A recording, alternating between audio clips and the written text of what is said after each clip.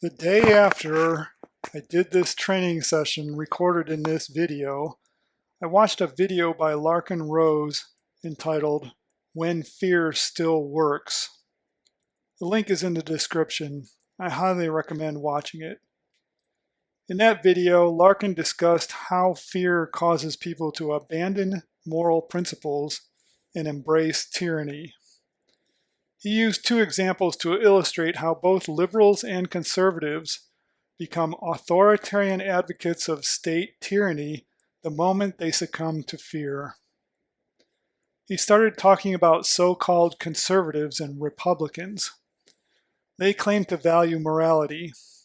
Most of these people would claim to oppose giving Homeland Security the authority to check our bags and papers every time we want to get on a plane or travel somewhere. However, when the Republican goons gin up fear of so-called illegal aliens, suddenly these people want the state thugs to use gun violence against people who have done nothing but walk across an imaginary line called a border. Larken notes that if you ask one of these conservatives if he is willing to go to the imaginary border himself and threaten people walking into the fictional US of A with gun violence, you generally find they are unwilling. They want someone else to do that, which reveals that they know that it is dirty work, i.e., immoral. These conservatives also strongly support the police and military forces that the state uses not only to secure the border, but to treat all of us as criminals with checkpoints at airline terminals and now in subways in New York. They've been tricked into giving the state powers of oppression and cheering for it.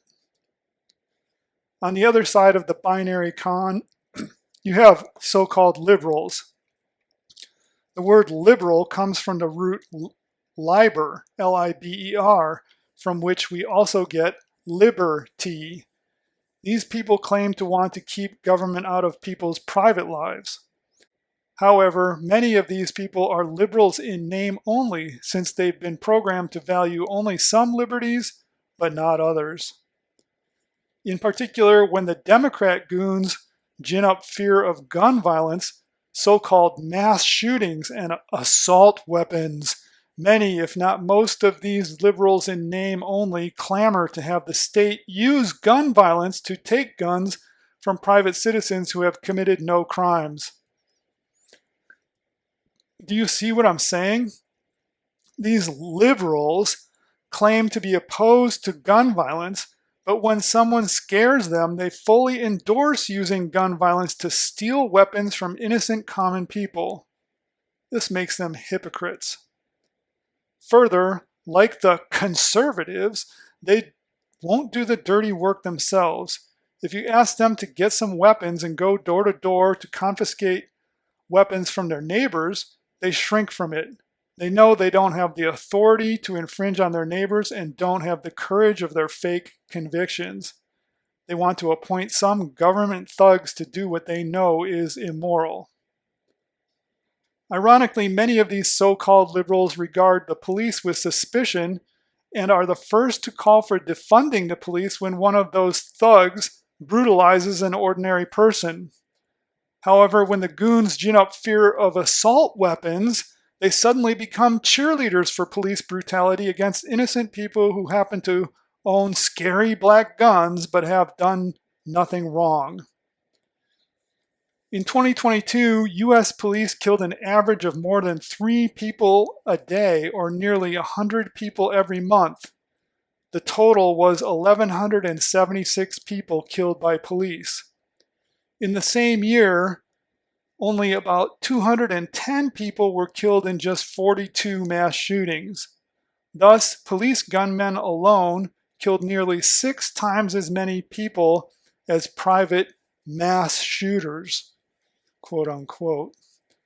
Between 9/11/2001 and 2021, U.S. military airstrikes, including drone strikes, killed at least 22,679 and as many as 48,308 civilians. That amounts to 2,268 people killed annually by U.S. Air Force violence alone.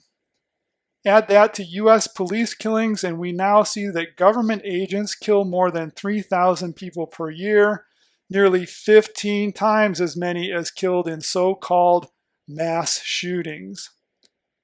Therefore, if one is really serious about stopping mass shootings, one should take the guns out of the hands of the authorities. But the liberals actually want these homicidal maniacs to be the sole owners of semi-automatic weapons. This is literal lunacy. Even the PBS reports that mass shootings account for only 0.2% of firearm deaths in the US each year. More than 60% of total gun deaths are suicides in the United States, which gives you some idea. People are dying to get out of here. The powers that be know the power of fear. They use it to play one faction against another, to divide the populace so that there is no unified resistance to their aggression. Make no mistake, in the US, both the Republican and the Democrat parties are in the business of keeping the people plugged into government. They are agencies of government. They want to rule over you. That's why they work together to divide the people. That's why they reach across the aisle to work together. So long as the people are divided, deluded, and demoralized, they will beg for someone to rule them.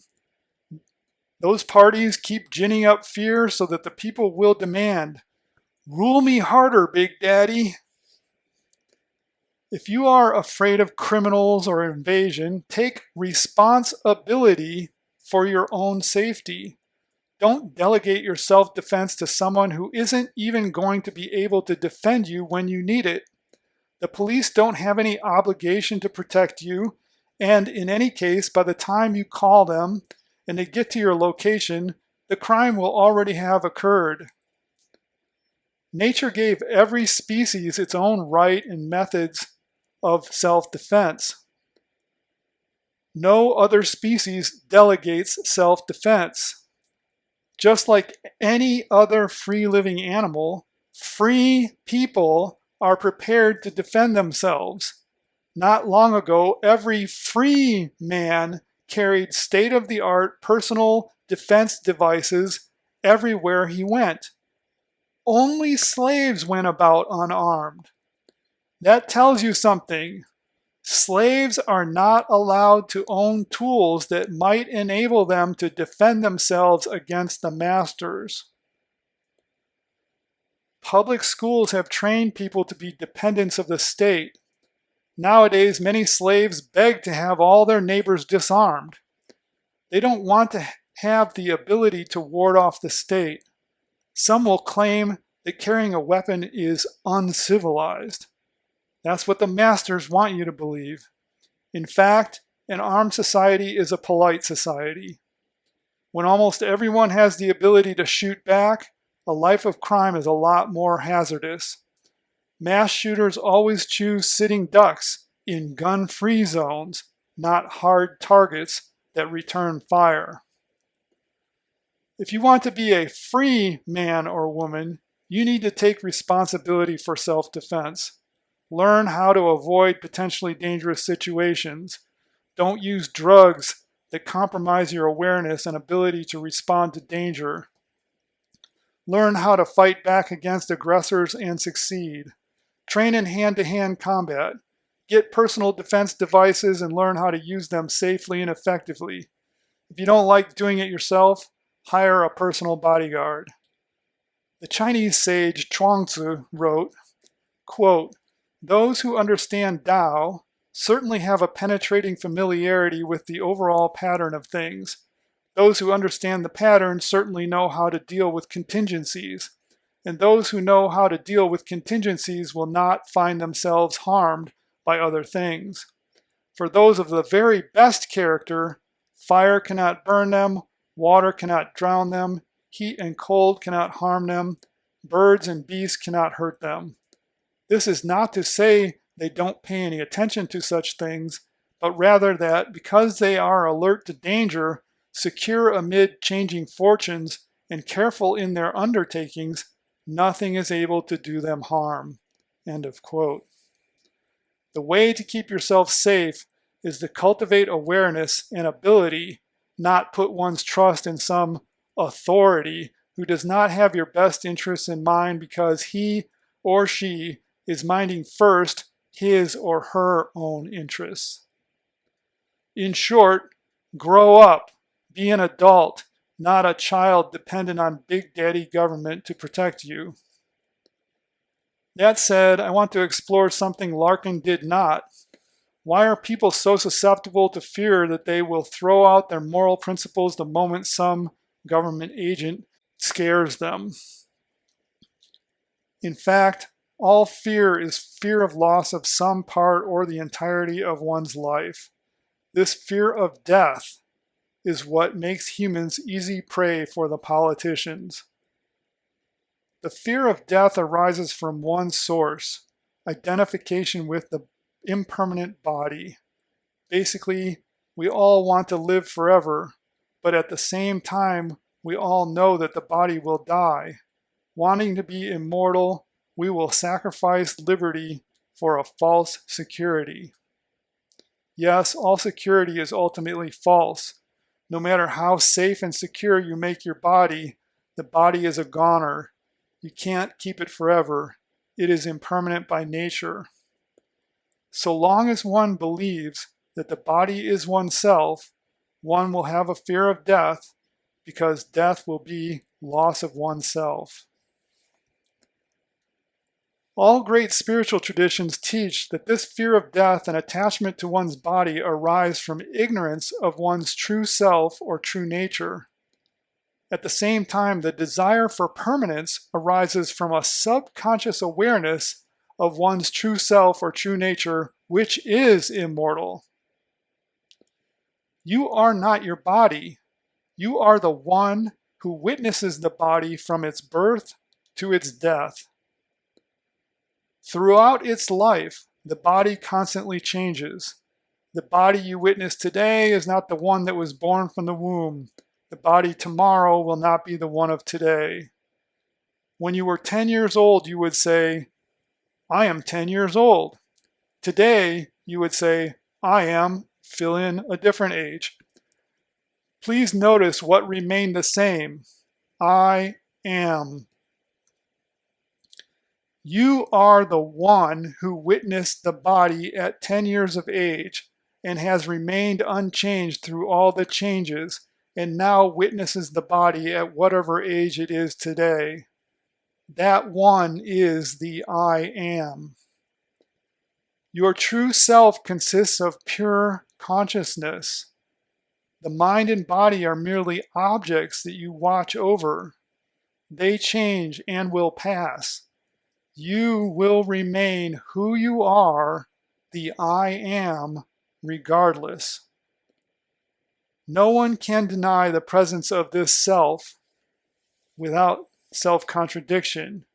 Yet because one can't see, hear, smell, taste, or touch consciousness, some find it hard to understand, and some even deny that it is.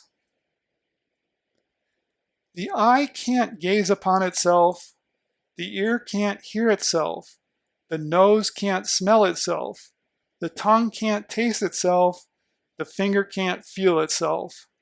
This is because one can't witness another if one is occupied with witnessing oneself. One can't see consciousness because this is the one who is looking. One can't hear consciousness because this is the one who is listening. One can't taste consciousness because this is the one who is tasting. One can't smell consciousness because this is the one who is smelling. And one can't feel consciousness because this is the one who is feeling.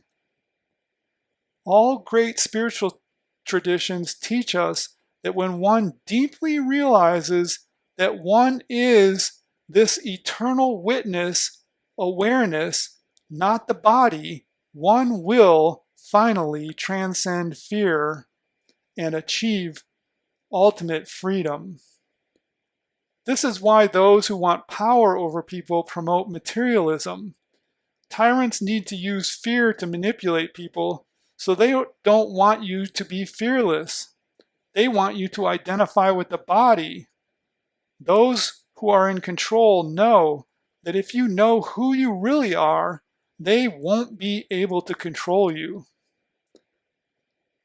In the Bhagavad Gita, Krishna tells the warrior Arjuna, quote, "One who is not disturbed in mind, even amidst the threefold miseries, or elated when there is happiness, and one who is free from attachment, fear, and anger is called a sage of steady mind." End of quote. Only people who are free from fear can truly live in freedom. I will end this message with a passage from the Chandogya Upanishad. Quote, "The infinite is above and below, before and behind, to the right and to the left. I am all this. The self is above and below, before and behind, to the right and to the left. I am all this. One who meditates upon the self and realizes the self, sees the self everywhere, and rejoices in the self. Such a one lives in freedom and is at home wherever he goes. But those who pursue the finite are blind to the self and live in bondage. One who meditates upon and realizes the self discovers that everything in the cosmos, energy and space, fire and water, name and form, birth and death, mind and will, word and deed, mantram and meditation, all come from the self. The self is one, though it appears to be many. Those who meditate upon the self and realize the self go beyond decay and death, beyond separateness and sorrow. They see the self in every one and obtain all things. Control the senses and purify the mind. In a pure mind, there is constant awareness of the self. Where there is constant awareness of the self, freedom ends bondage and joy ends sorrow.